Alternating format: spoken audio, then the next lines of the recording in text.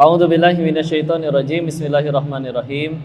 Rabbi shrah li sadri wa yassir li amri wahlul 'uqdatam min lisani yafqahu qawli. Rabbana zidna ilman warzuqna fahman bi rahmatika ya arhamar rahimin. Subhanaka la ilma lana illa ma 'allamtana innaka antal alimul hakim. Allahumma inna nas'aluka ilman nafi'an wa rizqan thayyiban wa amalan mutaqabbalan. Amin amin ya rabbal alamin. Bismillahirrahmanirrahim. Assalamualaikum warahmatullahi wabarakatuh. Alhamdulillahirabbil alamin. Alhamdulillahilladzi anzala sakinata fi qulubil mu'minin liyazdadu imanan ma'a imanihim. Segala pujiannya kepada Allah atas nikmat dan karunia-Nya. Alhamdulillah bisa kesini lagi, ngaji bareng lagi di tempat yang dimuliakan Allah, insya Allah juga bersama hamba-hamba yang dimuliakan Allah.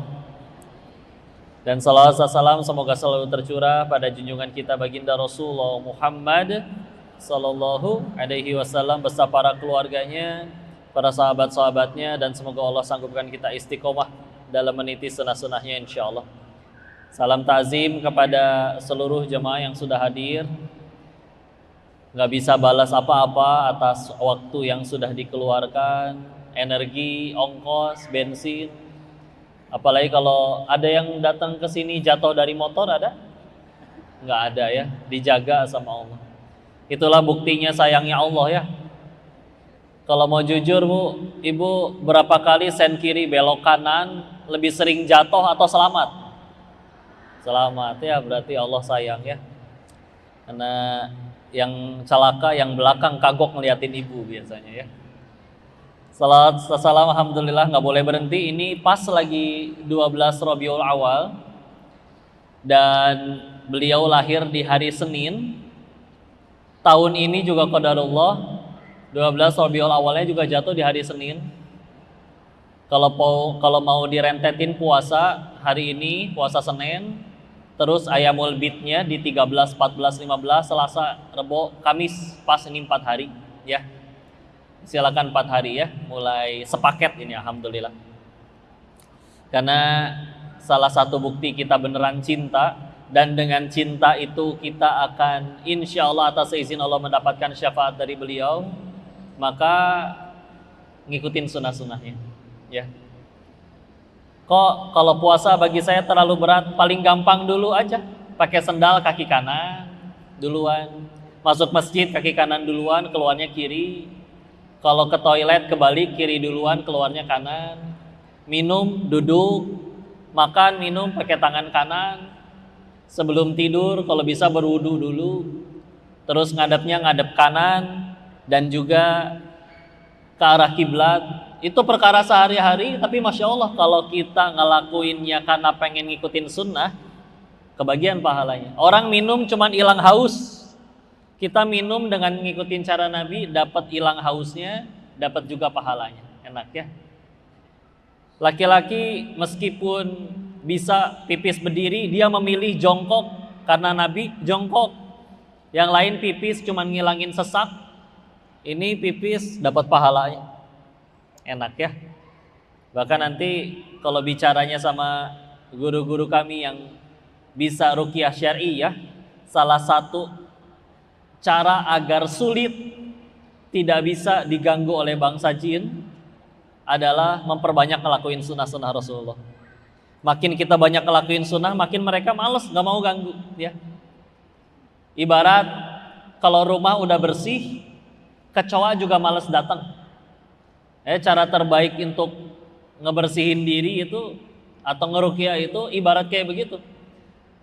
Kita bisa aja kalau banyak kecoa atau banyak nyamuk semprot pakai baygon ya. Tapi kalau sampahnya masih ada, datang lagi nggak? Datang. Cara terbaiknya bersihin sampahnya sampai nyamuk juga nggak mau datang nanti insya Allah. Sehingga akhirnya jangan sampai kita nanti bergantung, wah sakit saya harus cari ustadz itu. Enggak. Ustadznya juga harus ngingetin, sembuh Bu, kalau sembuh sama sekali bukan dari saya ya, dari Allah.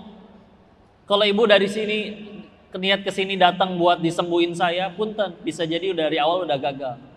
Sama kalau datang ke sini dengan niatan pengen nanya, minta pendapat, nanti insya Allah dapat solusi dari si Koko, itu juga udah gagal, ya.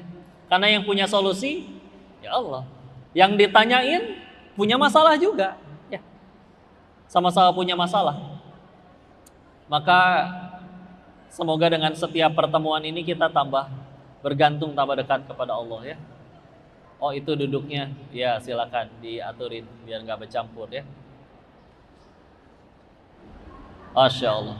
Di dalam baru aja ngebahas tadi, ini Prisma Atin juga pengen bikin acara untuk ya tentang pranikah, supaya nanti bisa ada ta'arufnya, terus supaya biar ya tidak, yang muda-muda ini terfasilitasi lah, dapat ilmunya untuk menikah. Cuman ini Masya Allah ya, perempuannya segini, laki-lakinya segini. Alhamdulillah. Ini satu suami bawa 3 istri atau gimana Pak? Sunatullahnya gitu ya.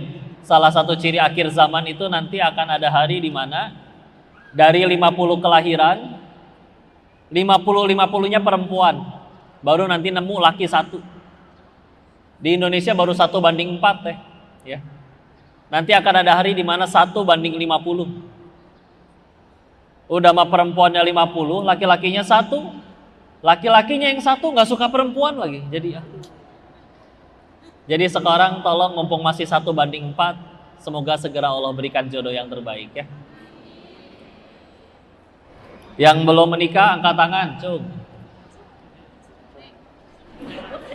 Sedikit ya, atau malu-malu ya. Nggak apa-apa. Meninggal jomblo masih bisa ke surga tidak?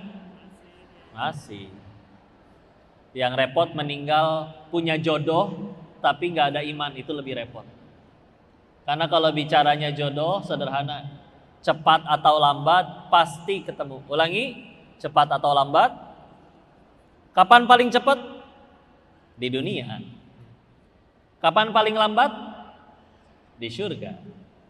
Pertanyaannya satu, kita ke surga atau enggak pas mati? Ya. Karena ada yang bela-belain merelakan surganya, yang penting dapat jodoh di dunia. Dia izinkan disentuh, buka kerudungnya, naudzubillah. Tenang aja ya, tenang aja. Maka bismillah, semoga Allah sanggupkan kita istiqomah menjaga diri kita dalam ketaatan ya. Kita kalau bicara yang paling sayang sama kita, saya suka ngobrol sama Teh Yunda sama istri ya. Kalau suatu saat kita punya anak-anak, kita bilang, kami orang tuamu kalau diurutkan adalah yang ketiga atau yang keempat yang paling sayang kepada kamu nak. Kenapa? Karena peringkat satunya yang paling sayang kepada kita semua adalah Allah. Allah yang paling sayang sama kita, lebih sayang sama daripada kita cinta sama diri sendiri. Yang kedua setelah Allah adalah Rasulullah ya. Rasulullah di hadis-hadis sahih bahkan disebutkan nanti adalah manusia yang paling repot berusaha menyelamatkan umatnya ya. Nanti kita akan bahas. Nah, bicara tentang Rasulullah, sulit disaingi oleh manusia karena cintanya itu paripurna, yaitu ketika masih hidup, yang kedua ketika sakaratul maut, yang ketiga bahkan setelah mati, setelah wafat ya. Kita punten secita-cintanya orang ngakunya cinta sayang, jangankan nunggu mati, kalau pacaran pas putus aja berantem, benci, nggak mau ketemu lagi. Padahal dulu gombalnya kayak apa ya. Aku tak bisa hidup tanpamu, kau cahaya hidupku, dikira lampu senter itu pasangannya ya. Rasulullah ketika hidup, menjelang wafat, dan setelah wafat ya. Kapan waktu masih hidup? Waktu ke Taif, yang paling sederhana. Karena kalau sayang ke orang yang sayang sama kita itu normal, B aja. Bahkan yang disebut oleh Amala, yang disebut oleh, saya dengar kajiannya Buya Yahya, beliau menyebutkan salah satu amalan para wali-walinya Allah, kekasih-kekasihnya Allah, itu justru bukan yang nggak melulu ibadah yang luar biasa, nggak melulu sholat ratusan rakaat per hari, nggak melulu baca Quran berapa juz sehari, nggak melulu kayak begitu. Tapi salah satu amalan para wali, nah kalau Nabi lebih dari wali ya, ini nabinya Allah. Tapi untuk tingkatan wali aja kekasihnya Allah, salah satunya adalah sanggup berbuat baik justru kepada yang tidak baik kepada dirinya. Ya.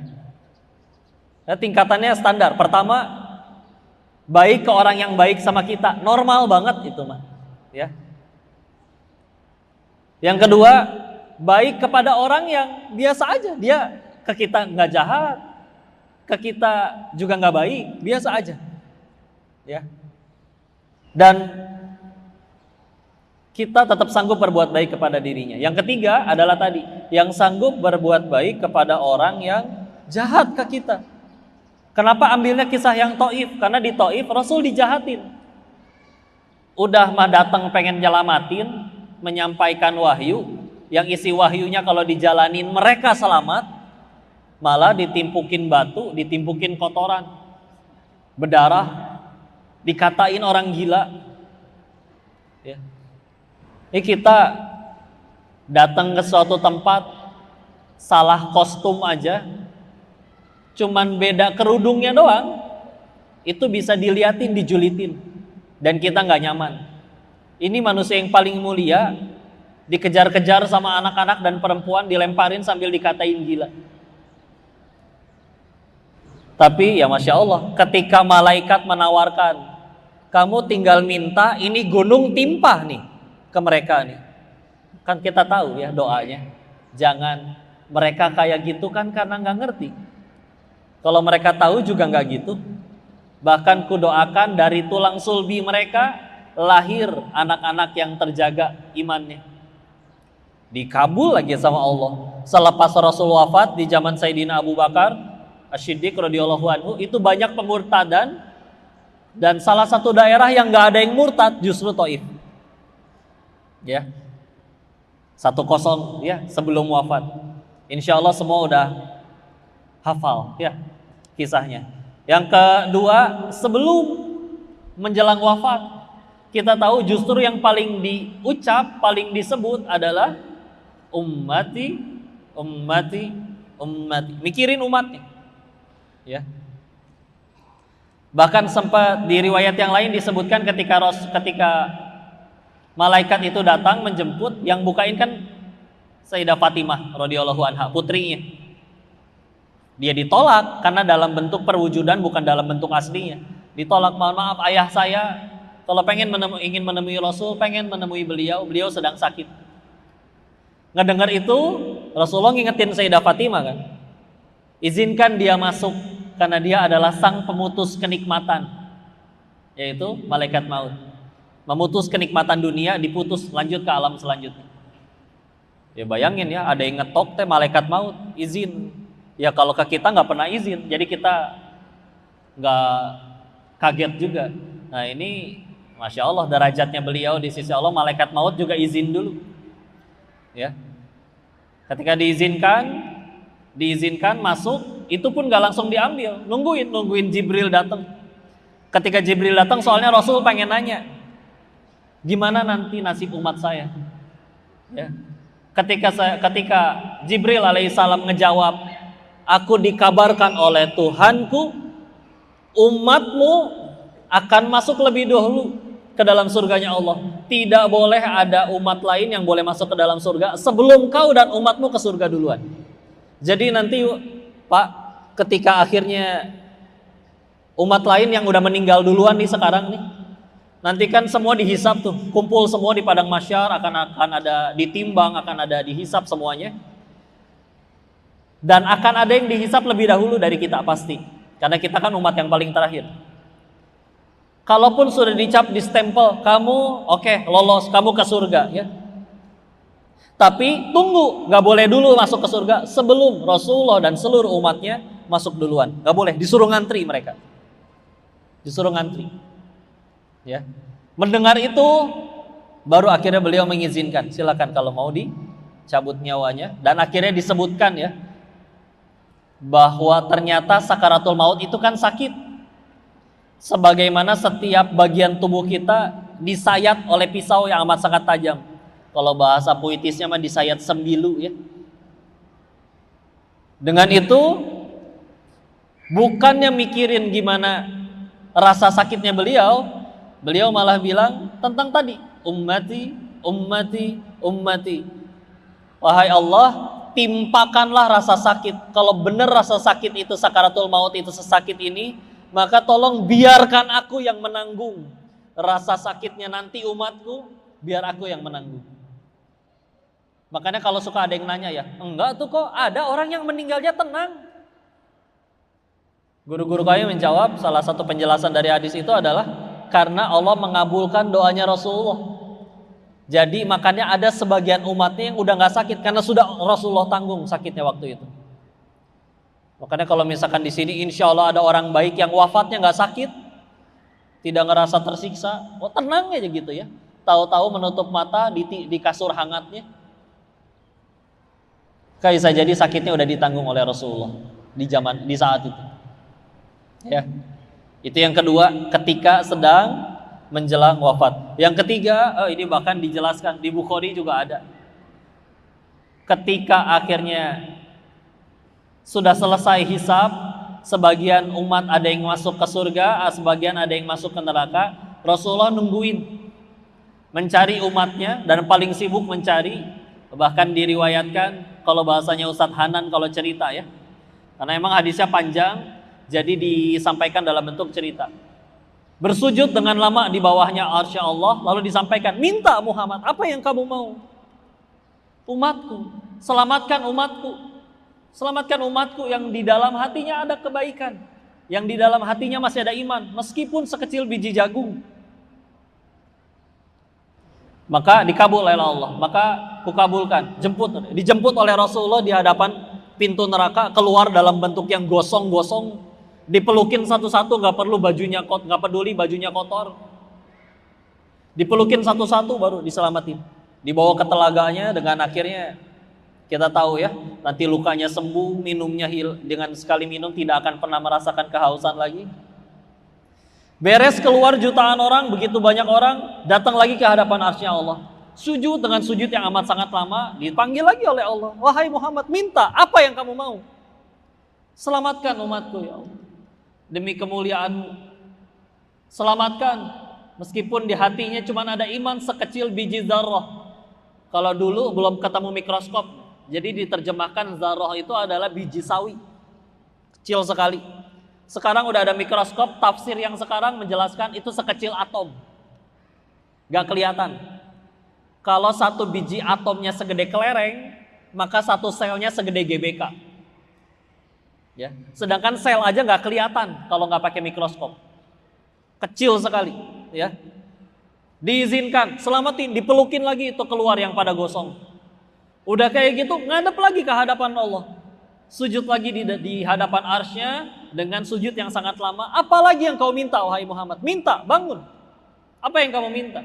Bukankah sudah keselamatkan begitu banyak umatmu? Akhirnya minta lagi. Selamatkan umatku yang mungkin seumur hidupnya gak pernah ada kebaikan, tapi ia pernah mengucapkan meski sekali La ilaha illallah.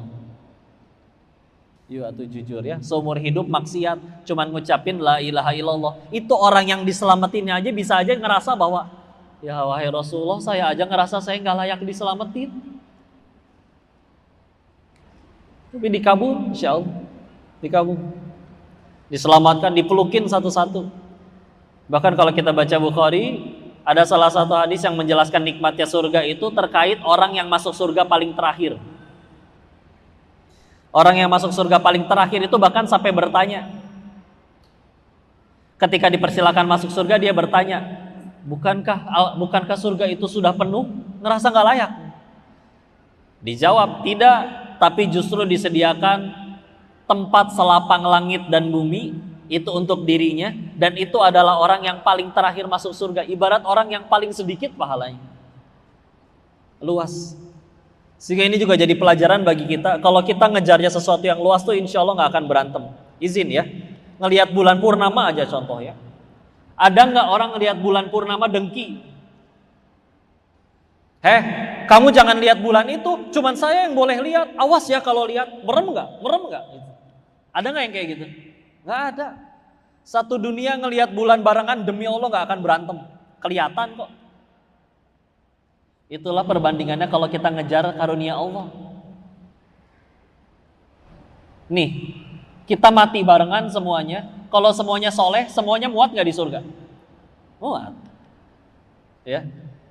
Tapi kalau yang kita rebutin sempit, contoh dunia, udah mah harus gontok-gontokan dulu, sikut-sikutan, udah bonyok pun belum tentu dapat, itu dunia. Punten ya, Indonesia misalkan 270 juta orang, yang boleh jadi presiden berapa orang?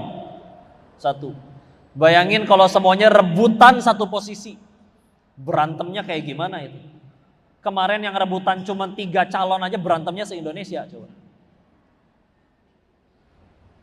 Kenapa? Sempit.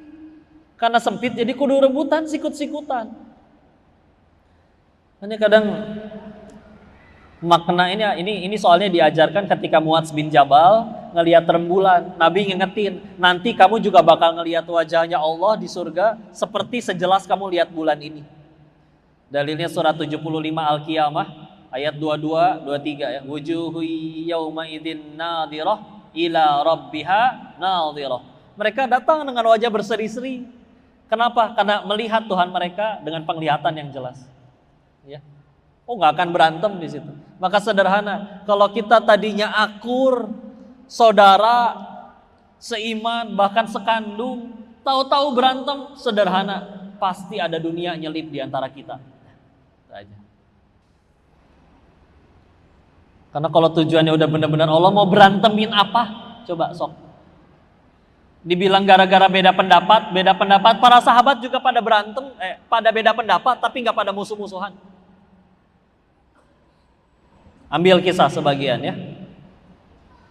Ini yang perdebatannya amat sangat sengit, yaitu Ibnu Abbas, sepupu Nabi, sama Zaid bin Thabit ya, radhiyallahu anhu. Ada perdebatan antara mereka terkait memang hukum mawaris ya, waris.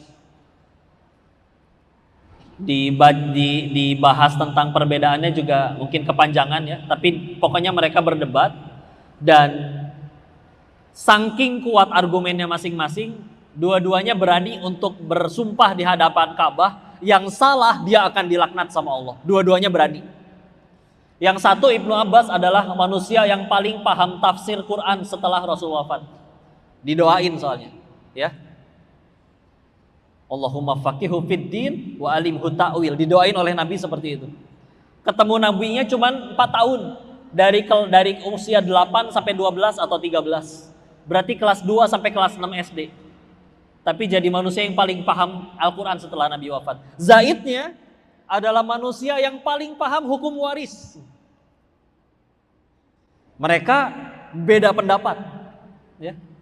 Sampai berani tadi, yuk ngadu, istilahnya diskusi di hadapan Ka'bah. Yang kalah dilaknat Allah ya.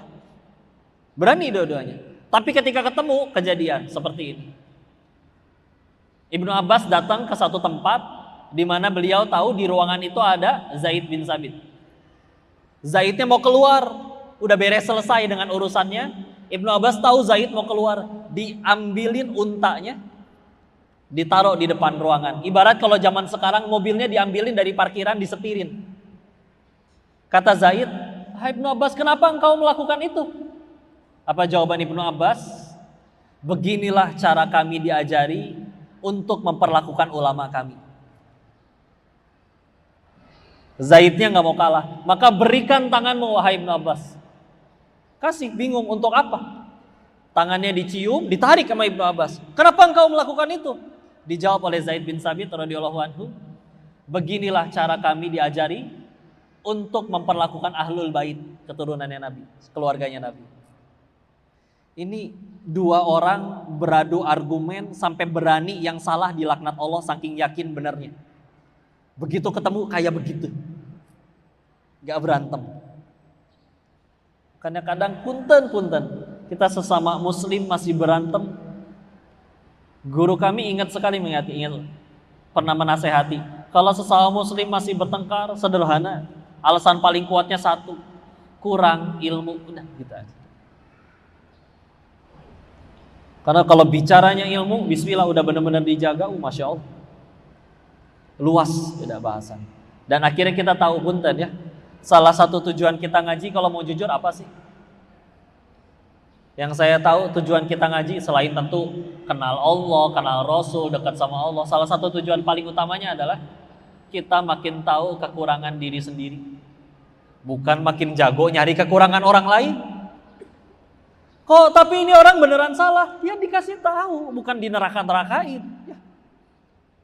Dia beneran salah pun kita meninggal gak ditanya kelakuan dia, ditanya kelakuan masing-masing. Ngapunten ya. Cara paling gampang ini kita ngaji seton gak suka nih. Cara paling gampangnya gimana biar pahala kita ngaji gugur?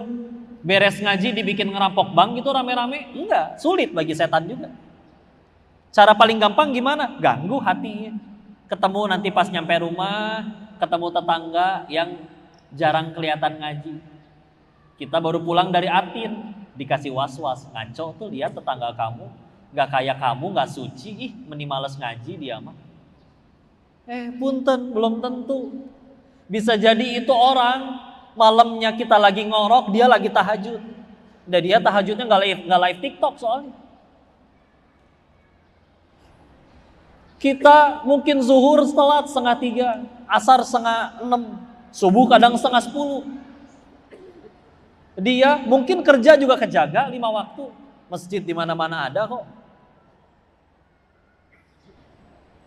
Dia harus berangkat kerja dari sebelum terang, sebelum subuh udah berangkat, setelah gelap beres, habis isya juga belum pulang. Gak ada yang tahu, ternyata dia yatim piatu, anak sulung dari 5 bersaudara, harus ngurus adiknya. Ibu jujur sok, bisa nyampe ke sini kadang kalau mau jujur alasannya, ibu nggak kerja, enggak, suami mampu soalnya. Kok suami mampu? Alhamdulillah dulu mertua nyekolahin suami saya tinggi sekolahnya. Kok mertua sekolahnya tinggi? Ya alhamdulillah menengah ke atas. Kok uangnya banyak menengah ke atas? Ya kalau gitu mah semua juga dari Allah. Nanti kita bisa nyaman ngaji di sini tanpa harus jualan, mikirin nyari makan di luar sana. Karena kitanya yang udah soleh atau karena Allah yang tolong? Allah yang tolong. Terus baru ngajinya dia sesekali, ketemu sama yang belum ngaji, dikasih was-was syaitan ngerasa diri lebih benar. Aduh enggak ya. Kalau Allah mau bisa dia yang ahli taat, kita yang dibiarin maksiat. Allah juga tahu kok kita kalau sendirian ngapain aja. Ini yang lagi ngomong juga Allah tahu dosanya kayak apa. Kalau sendirian ngapain aja? Kenapa masih pada datang? Allah tutupin aja udah. Alhamdulillah. Ya. Ya gitulah tipe daya syaitan. Enggak akan berantem asli demi Allah. Sadar betul soalnya. Maka istilah kita kalau bisa bicara ngaji di sini pengen nyari ilmu, punten Bu, saya mohon maaf sebetulnya. Saya emang nggak ada ilmunya. Kalau pengen nyari ilmu kalian udah punya Google, ya kan? Coba sob, itu YouTube Bu, itu YouTube. Nyari ulama apa aja ada. Ibu nggak ngerti bahasa Indonesia, misalkan ibu orang Rusia ya, cari yang bahasa Rusia, dicariin yang ngomong Rusia. Pengen belajar ke yang udah meninggal, cari video Buya Hamka, masih ada. Kiai Haji Zainuddin MZ masih ada. Kan dulu orang nyari hadis tuh berkelana. Itu kamu dengar dari mana? Dari syekh itu. Di mana dia tinggal? Di Damaskus, Suriah. Berangkat 2 bulan. Nyampe syekh ini di mana? Gak ada Google, gak ada fotonya. Dicari, oh beliau udah wafat. Wah saya mau nyari hadis. Oh beliau punya murid 10. Di mana tuh? Didatengin satu-satu. Nyari satu hadis eta teh. Kita bicaranya nyari ilmu, aduh masya Allah internetnya. Amat sangat dimudahkan, masya Allah. Tapi bismillah kalau kesini nyari ilmu, punten yang ngomong gak punya ilmu. Tapi bismillah kita yakin Datang ke sini pengen kenal sama Allah, pengen yang nambah tuh yakinnya, bukan nambah ilmunya aja. Ya. Karena kalau yang nambah udah yakinnya beda. Ya. Kenapa sih kita takut hidup? Salah satu alasannya kan gak yakin jaminan Allah tentang rezeki, makanya berani nyuri. Kenapa ada suami pelit ke istri? Gak yakin kalau kita ngasih ke istri Allah bakal kasih berkali-kali lipat, makanya jadi pelit ke istri. Betul Bu? Mau direkam gak buat si bapak? Gak bisa ini ya. Tapi kelihatannya bapaknya udah dermawan semua ya. Kurang yakin sih. Kenapa berani nyolong sama? Gak yakin rezeki udah dijamin. Asli ya. Saya, bapak, ibu dilarang mati sebelum semua rezeki yang Allah janjiin waktu kita masih di rahim. Kalau belum diterima semua nggak boleh mati ibu, demi Allah. Udah terkapar kok di kasur, masih ada rezekinya, masuk lewat infus. Begitu juga yang pengen nyerah, saya udah capek kok, pengen mati aja, tiduran dia di atas rel. Keretanya lewat masih nggak mati ibu, masya Allah. Karena keretanya lewat di rel sebelahnya ya, dia salah info ya. Kan bukan petugas KAI ya. Di Thailand ada kejadian kayak begini. Istri hamil tua, suaminya selingkuh. Ada Will, tahu Will? Wanita idaman lain. Ya. Sakit hati, masuk ke rumah minum botol, keminum 2 botol, entah buat bersihin WC, entah sabun, keminum. Gelap. Bangun-bangun di rumah sakit. Nanya ke dokter, kok saya masih hidup dok? Dijawab, larutan yang ibu minum, satu mengandung asam, satu mengandung basa, jadi netral. Bukan waktunya, nggak bisa. Tahu kisah bapak-bapak yang jatuh ke sumur? Ada yang belum tahu? Izin diulang ya. Murojaah ini ada nilainya. Ini dan ini kisah nyata. Ada bapak-bapak jatuh ke sumur. Minta tolong, ditolongin lah, turun timba, naik dia ke atas. Biar tenang, dikasih minum susu. Begitu udah tenang ditanya, Bapak kenapa bisa jatuh? Gak tahu ya, bentar saya peragain. Tadi saya berdiri di sini, terus jatuh lagi. Tapi jatuh yang kedua mati. Apa hikmahnya? Si bapak tadi masih punya rezeki 1 gelas susu lagi. Makanya udah nyampe tempat matinya dia nggak boleh mati, harus naik dulu dia jemput. Selesai dijemput silakan mati. Beneran? Nggak bisa. Ya. Tadi pagi ada yang udah sarapan, ada yang pakai ayam. Hitung jarak dari ibu ke piring sama jarak ayam ke piring, jauhan mana Bu? Jauhan ayam. Ya. Apalagi kalau pakai ikan, entah berenang di mana itu nyampe mateng lagi. Ya. Kok saya makannya mie instan? Oke, ngomongin tepung ya. Saya pernah kajian di pabrik Bogasari tepung. Saya tanya, Pak, ladang gandumnya di mana ini nyediain tepung se-Indonesia? Oh, di Kanada sama di New Zealand. Wah, masya Allah, berarti ibu tiap makan mie instan impor dari Kanada. Ibu pernah ke Kanada? Boro-boro ya. Nyampe tapi itu makanannya tinggal rebus. Kadang malas direbus, remes satuin nama bumbunya ya. Apalagi lahir asinya nggak ada, Allah ciptain sapi. Sama saya penasaran juga kajian di Frisian Flag sama Cimory. Pak, ini kandang sapinya di mana? Nyediain sapi se-Indonesia. Nyediain susu se-Indonesia. Dijawab di New Zealand. Oh, masya Allah, nyampe susunya. Pertanyaannya, itu bayi yang datengin sapi atau sapi yang datengin bayi? Bukan sapinya tapi susunya. Bukan susunya tapi air susunya. Susunya mah gantung di sapinya ya. Kegocek ya. Ya punten dia bercanda. Tapi udah bener. Bener. Ini gini nih. Ada yang sedang nafas saat ini? Nah, sedang ya, nggak mungkin. Ada yang semenjak 15 menit terakhir berhenti nafas ada? Nggak ada ya, digotong kalau ada ya. Nih punten, dulu kelas 3 SD masih ingat saya. Belajar ini nggak IPA.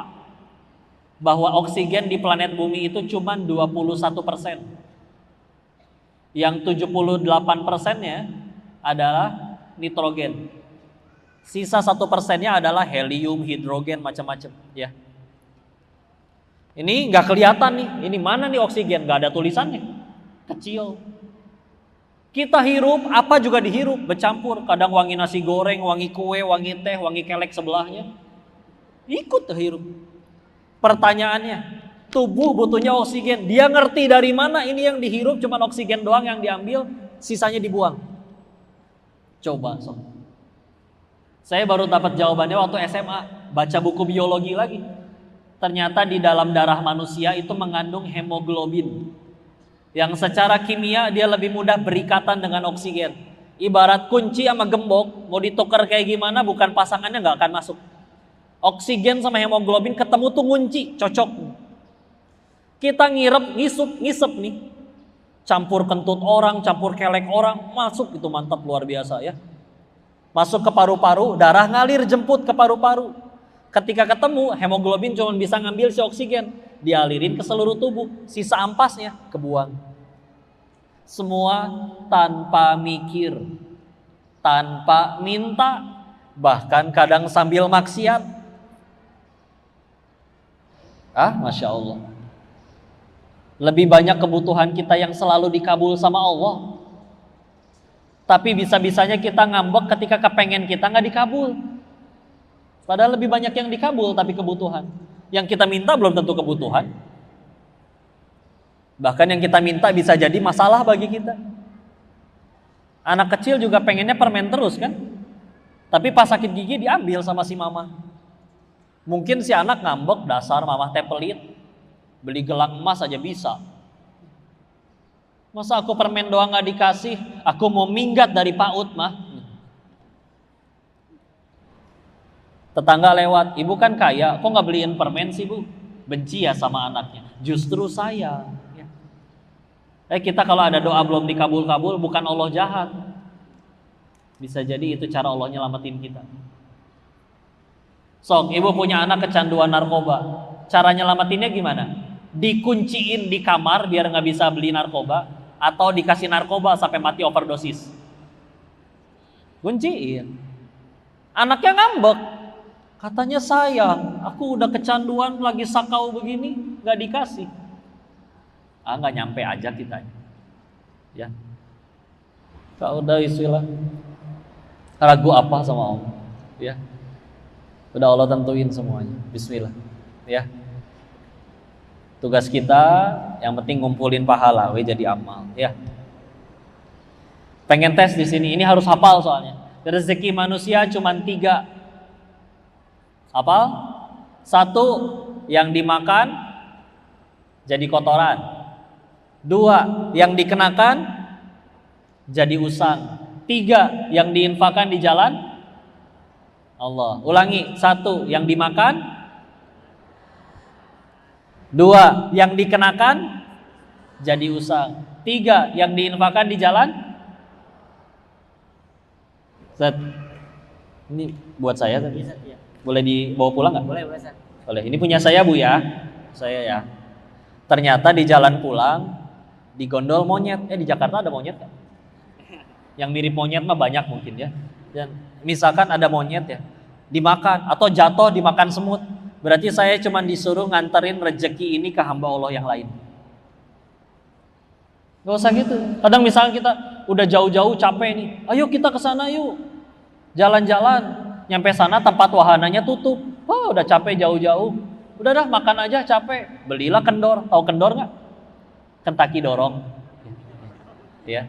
Karena kan Kentucky yang itu boykot ya. Akhirnya kita kendor jadinya. Kentucky dorong. Ternyata apa hikmahnya? Allah lagi nyuruh kita nganterin rezeki ke tukang Kentucky dorong itu. Udah gitu aja. Tenang aja. Ya. Takdirnya, ya Allah ibu dari mana? Dari Bogor. Ya Allah saya jualan di Jakarta. Emang di Bogor nggak ada Kentucky dorong? Ada. Cuman ya udah, takdirnya harus jadi rezeki buat dia. Sampai ya, nggak usah kayak gitu ya. Ibu di rumah ada kulkas, di dalamnya ada migar, minuman segar. Kenapa harus disingkat ya? Ternyata ponakan datang diminumin habis. Rezeki ibu atau rezeki ponakan? Ponakan. Kita ngaku-ngaku ya. Kan kulkas saya, yang beli saya, ngaku-ngaku ya. Sebelum lewat sini bukan rezeki kita, asli beneran. Gak usah kayak gitulah, cek saldo masing-masing. Ibu punya rekening tidak? Orang tuh terbagi dua, ada yang bahagia ngelihat buku tabungannya, ada yang sedih ngelihat buku tabungannya. Ibu yang mana? Sedih, ya Allah. Iya sih, bagi sebagian orang, kamu baca apa kok sedih banget? Ini lebih sedih daripada novel sedih. Ternyata buku tabungan, ya Allah.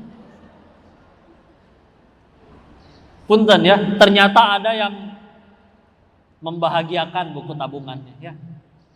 Tahu-tahu ditelepon, "Mah, ya Dek, Ade belajar nyetir mah nabrak." "Astagfirullah, kamu nggak apa-apa." "Nggak apa-apa sih mah, tapi harus ganti rugi." "Emang kamu nabrak apa Dek? Berapa?" 4 miliar. Kamu nabrak apa Dek?" "Nabrak BMW 7. Milih-milih atau kalau cilaka teh." Ya, dimarahin. Ternyata rezeki bengkel. Udah gitu aja. Sebelum lewat sini, beneran. Ini kisah nyata lagi ya. Waktu Koko masih di Thailand, ada temen ya, dia sama-sama salah jalan. Cuman kalau dia bukannya narkoba ya. Jadi dia diajakin sama pacarnya buka usaha narkoba. Saya nggak tahu dia belajar dari mana, tapi dia bisa beli bahan baku di toko kimia sampai dirubah jadi bubuk kokain. Dia jual-jualin. Saya jamin tutorialnya nggak akan ada di YouTube, nggak usah nyari-nyari ya. Singkat cerita, dia jadi bandar paling besar di kota itu. Udah punya ruko, udah punya kendaraan, udah Masya Allah. Cuman unik tuh, ini bandar narkoba. Dia bilang suatu saat saya pengen pulang ke Bogor, orang tuanya di Bogor. Saya pengen bahagiain mama saya. Jadi dia nggak suka main cewek, nggak suka main judi, nggak suka minum-minuman keras. Masalah dia cuma satu, narkoba, karena harus quality control produknya sendiri ya. Dia cobain tiap hari. Jadi dia jenis bandar narkoba yang budiman gitu kurang lebih Pak ya. Singkat cerita, pacarnya kabur. Dia dikhianatin, ditangkaplah, masuk penjara Kamboja. Namanya penjara nggak ada yang enak ya. Maka dia bilang, dia cerita, dia nego sama oknum yang nangkep. Saya bilang oknum ya, izin, karena demi Allah masih banyak polisi yang jujur, demi Allah banyak. Ini oknum, ada yang tidak jujur. Maka nego, dimintalah nominalnya senilai tabungan dia 5 tahun jadi bandar narkoba yang disimpan buat mamanya. Bebas sih bebas, tapi ngahuleng ngelamun, pelongo buat apa saya 5 tahun nabung-nabung gak foya-foya. Ternyata cuman lewat doang buat jadi rezeki haram oknum itu. Sebelum lewat sini bukan rezeki kita asli beneran. Ya. 1, 2 ini tadi yang dikenakan lalu jadi hutang. Ya ibu-ibu misalkan lihat gamis diskon Bu ya, itu kadang bisa ke bawah sholat ya nggak Bu? Allahu Akbar, ya Allah gamis teh lucu, Masya Allah. Allahu Akbar, ya Allah kebeli nggak ya? Pengen, warna itu belum punya lagi. Sami Allahu liman hamid. Si papa kan mau kasih uang belanja nih. Allahu Akbar. Teman aku juga mau bayar utang. Allahu Akbar. Mana lagi diskon? Allah. Tapi diskonnya terakhir hari ini ya Allah. Allahu Akbar. Sekalian jemput temen nih, jemput anak saya nih ke sekolah nih. Jadi nih beli ini. Astagfirullahaladzim. Astagfirullahaladzim. Assalamualaikum. Kayak beda ya. Khusyuk nggak sholatnya Bu? Makanya biar khusyuk kita beli dulu kok bisaan Ibu ya. Anggaplah dibeli juga suka ditanya, Emang buat apa sih? Bukan udah banyak gamis selemari. Siapa tahu ada kondangan papa. Ternyata 5 tahun gak ada yang ngondang-ngondang. Setelah 5 tahun pindah rumah, baru nemu lagi tuh. Ya Allah, gamis yang dulu. Dicobain, udah gak muat kan, ibu udah bahagia ya. Dulu waktu beli adik ibu masih 2 SMP, sekarang 3 SMA. Dikasih ke dia, pas. Dipakai sama adiknya sampai usang. Rezeki ibu atau rezeki adiknya? Kita ngaku-ngaku itu kan punya saya, yang beli saya, ada di lemari saya, tak seorang pun boleh pakai tanpa seizin saya. Punya saya kan? Enggak, asli. Ya, begitulah kisah tentang gamis ya. 3 yang diinfakkan di jalan. Ada kisah pengusaha sukses, kebiasaannya unik. Tiap hari beres jualan, cuman dipakai untuk modal dagang besok, sisanya sedekah.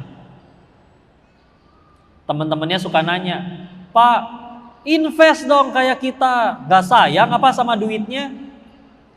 Dijawab, justru saya sayang banget sama duit saya, makanya mau saya bawa mati ini duit. Gimana caranya bawa mati duit, Pak? Saya transfer ke rekening akhirat. Sedekah. Yuk jujur Bu ya. Kalau di hadis sahih kan disebutkan ya, ada 3 hal yang mengiringi seorang jenazah. Keluarganya, hartanya, amalnya. Yang 1 akan tinggal, yang 2 akan pergi. Yang menemani apa? Amal. Harta sama keluarganya. Oh, secinta-cintanya suami ibu Bu, sama ibu. Gak mungkin ibu udah wafat ditaruh di ruang tamu. Bau. Secinta-cintanya gak mungkin. Kubur. Bahkan ada punten ya, ini mah dagelan ya. Istri saya suka bilang kayak gini, nanti kalau aku meninggal duluan, kamu nanti ini enggak? Oh, paling juga pas dimakamin udah pakai kacamata hitam, nyari mana yang bening gitu kelihatan. Ya gitulah ya, overthinkingnya wanita ya. Jadi tinggalin. Bahkan kata Ali bin Abi Thalib radhiyallahu anhu, beliau menyebutkan ya, kita nih Bu, nabung ya, udah di dunianya belum tentu kepake. Misalkan ibu nabung 1 miliar, niat mau beli mobil, pas nyampe depan showroom mobil, ibu ketabrak, mati. 1 miliar dipakai 2 juta buat pemakaman. Pas meninggal, ibu gak akan ditanya 2 juta, tapi ditanya 1 miliarnya itu kamu apain? Karena masalah duit ditanyanya 2, dicarinya dari mana dapatnya, dipakainya untuk apa. Di hari itu kita gak akan bisa jawab, ya Allah kepake belum. Enggak, tetap ditanya 1 miliar. Padahal 1 miliar ya cuma kepake 2 juta. Sisa 998 jutanya direbutin sama anak cucu kita sampai berantem itu keluarga. Ya, Insya Allah. Ingat, bukan berarti gak boleh ngasih warisan ya. Sa'ad bin Abi Waqqas radhiyallahu anhu di Sahih Bukhari juga bertanya, wahai Rasulullah, boleh nggak aku sedekah untuk dakwah, mendukung dakwahmu? 2/3 dari hartaku. Jangan kebanyakan. Bagaimana kalau setengahnya wahai Rasulullah? Jangan terlalu banyak. Bagaimana kalau 1/3-nya? Cukup, itu pun sudah banyak. Karena memang lebih baik kau meninggalkan harta untuk waris, untuk keturunanmu. Agar, ada agarnya tapi, agar keturunanmu tidak bergantung pada manusia. Jadi nggak minta-minta. Boleh mah boleh. Tapi kalau pengen jujur bagi kita, itu duit baru berguna buat kita kalau dipakai untuk amal soleh.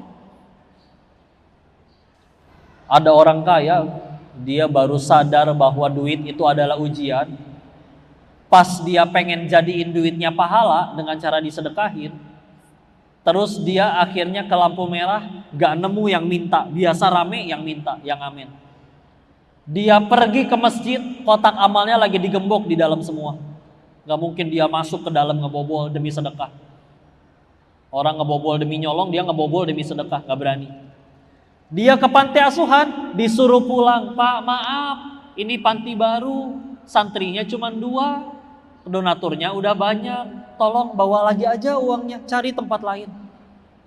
Nyampe depan panti, nangis. Ya Allah, kau segitu gak pengennya nerima hamba beramal. Orang ketika udah sadar itu duitnya lebih dia butuhin di alam nanti daripada di dunia, nangis segitunya. Punten lah Bu, kalau ada orang pengen banget jadi kaya, kalau pengen jujur kan alasannya satu, karena apa? Karena belum pernah kaya. Makanya ada istilah OKB ya. Tahu OKB? Orang kaya blow on. Karena baru ngerasain, jadi dia beli semua makanan. Tapi nanti ada titik dia ngerasa, ya Allah, aku sanggup beli 1000 porsi, tapi muatnya cuma 1 porsi. Dibesokin gak enak, diangetin gak akan seenak beli baru. Akhirnya dia tetap beli 1000, tapi buat dibagiin. Dia sanggup beli villa 10, dia tahu tidurnya tetap di atas kasur 1x2. Gak mungkin guling-guling ke setiap bagian rumahnya. Yang paling nikmatin villanya siapa? Si Mamang sama si Bibi berenang tiap hari jaga villa. Tiap bulan digaji. Makanya ibu kalau pengen bahagia, jaga villa, tenang. Ya punten ya. Beli jam tangan, dia sadar, ya kalau mobil saya paham, mobil 5 miliar sama mobil 100 juta, memang kencengan yang 500, yang 5 miliar. Kalau jam tangan 5 miliar sama 50 ribu, emang kecepatannya beda? Tanya gerak ke orang kaya, datang ke Plaza Indonesia, Pak jam tangan Bapak 5 miliar, apa kelebihannya Pak? 1 jamnya setara 5 menit kok. Ya rusak berarti Pak, ngapain dipakai? Maka udahlah, yang penting fungsi kan. Kalau memang fungsinya buat nyelam ke dalam air, oke, beli yang mahal yang anti air. Kadang udah beli mahal juga orang gak percaya itu asli, kan sakit hati.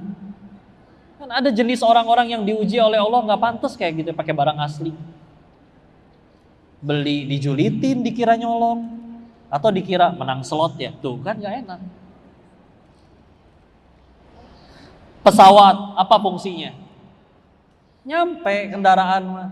Berapa banyak orang Indonesia gak punya pesawat nyampe Mekah. Coba ibu punya pesawat masing-masing, susah parkirnya. Atin ge gak muat ya. Udah tenang? Kalau ngaji tambah gelisah atau tambah tenang? Ya berarti kita baru saja membenarkan firman Allah ya. Ala bidzikrillahi tatma'innul qulub, surat 13 ayat 28. Jadi bukan karena yang bicaranya, tapi karena dari tadi kita bicarain Allah. Bicarain gajah, kebayang gajah gak?